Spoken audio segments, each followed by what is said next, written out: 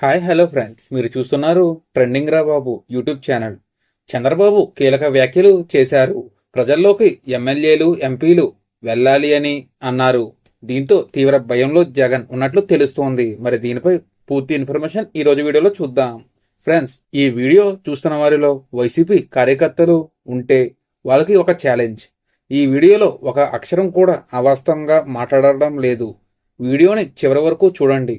ఒక లైన్ అయినా సరే అబద్ధం మాట్లాడాను అని అనిపిస్తే కామెంట్లో తెలియజేయండి. ప్రతి కామెంట్కి నేను రిప్లై ఇస్తాను. చూద్దాం ఎంతమంది కామెంట్స్ చేస్తారు. ఈ నెల 23 నుంచి పార్టీ నేతలు ప్రజల్లోకి వెళ్లి అమలు చేసిన ప్రతి హామీని ప్రజలకు వివరించాలని సీఎం చంద్రబాబు తెలుగుదేశం, జనసేన, బీజేపీ ఎమ్మెల్యేలకు దిశానిర్దేశం చేశారు. మంత్రులు, ఎంపీలు, పార్టీ ముఖ్య నేతలతో సీఎం చంద్రబాబు టెలికాన్ఫరెన్స్ నిర్వహించారు.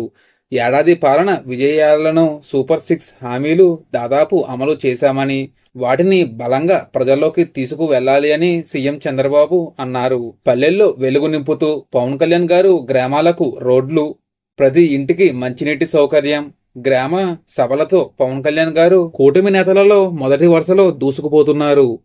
విద్యాశాఖ మంత్రి నారా లోకేష్ సైతం పవన్ కళ్యాణ్ గారికి మంచి పోటీ ఇస్తున్నారు. తల్లికి వందనంతో పాటు బడులు అభివృద్ధి చేస్తూ మెగా డిఎస్సి సైతం రిలీజ్ చేశారు. అంతేకాకుండా ప్రతి సంవత్సరం క్రమం తప్పకుండా జాబ్ క్యాలెండర్ వస్తుంది అని చెబుతున్నారు. ఆంధ్రప్రదేశ్ ముఖ్యమంత్రి నారా చంద్రబాబు నాయుడు గారు రాష్ట్రాన్ని ముందుండి నడిపిస్తున్నారు. ప్రతి ఎమ్మెల్యే, ఎంపీ ప్రతి ఒక్కళ్ళు క్రమశిక్షణ పాటించాలి అని, క్రమశిక్షణ పాటించకపోతే సొంత పార్టీ అయినా సరే తీవ్రంగా చర్యలు ఉంటాయి అని చెబుతున్నారు. దావోస్ పర్యటనలో కీలకమైన కంపెనీలతో ఒప్పందాలు చేసుకుని ఆంధ్రప్రదేశ్ని ముందుండి నడిపిస్తున్నారు. అంతేకాకుండా ప్రతి రైతులకు 20,000 తమ ఖాతాలో పడే కార్యక్రమం కూడా చేయబోతున్నారు. వచ్చే ఎన్నికల్లోపు పోలవరాన్ని పూర్తి చేసి తీరుతామని మంత్రి నిమ్మల రామానాయుడు అంటున్నారు. రాష్ట్రంలో శాంతి భద్రతలకు ఏమాత్రం విఘాతం జరగకుండా చూసుకుంటున్నారు హోంమంత్రి అనిత.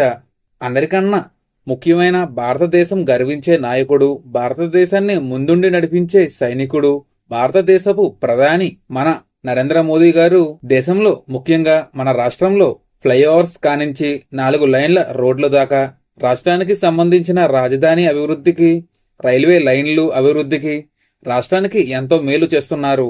ప్రధాని నరేంద్ర మోదీ గారు ఇలా ప్రతి ఒక్కరూ చేసిన మంచిని ప్రజలకు వివరంగా వివరించాలి అని చంద్రబాబు నాయుడు గారు ఎమ్మెల్యేలకు, ఎంపీలకు దిశానిర్దేశం చేశారు. అభివృద్ధి కాకుండా అమలు చేసిన ప్రతి హామీని ప్రజలకు వివరించాలి అని, చేసిన మంచి చెప్పుకోవడంలో విఫలం కాకూడదు అని పార్టీ సంస్థాగత కమిటీలు త్వరితగతిన పూర్తి చెయ్యాలి అని చంద్రబాబు గారు అన్నారు. మరి దీనిపై మీరేమంటారో కామెంట్లో తెలియజేయండి. మరిన్ని వీడియోస్ కోసం మన ఛానల్ని సబ్స్క్రైబ్ చేసుకోండి. Thank you friends.